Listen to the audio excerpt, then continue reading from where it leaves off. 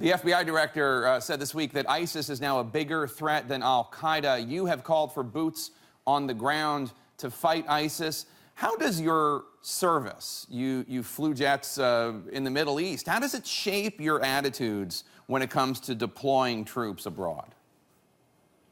Well, not only was my time wearing the uniform of the country as a pilot in the United States Air Force helped paint my worldview, but also being the commander-in-chief for the last 14 years of the Texas National Guard. They got deployed into combat zones multiple times. I visited with them over in Iraq and Afghanistan on more than one occasion.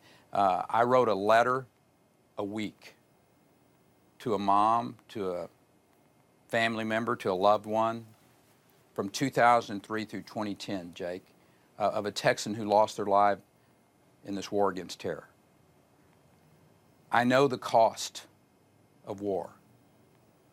I know, I've seen it on the face of these young warriors and on their families.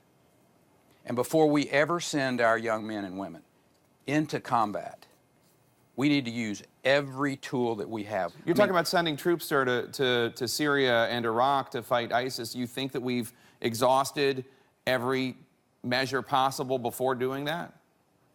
Well, I don't have all of the intelligence at this particular point in time, but I would suggest to you that we need a coalition of those Gulf states, of Saudi, of Jordan, of the Egyptians, the Turks, the Israelis, right, but you've called for American troops as well. You've called for American troops. But we would be a part of that.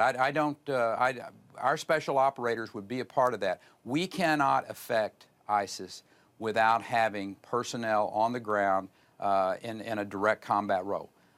But before we do that, we need to make sure that we do have a coalition together.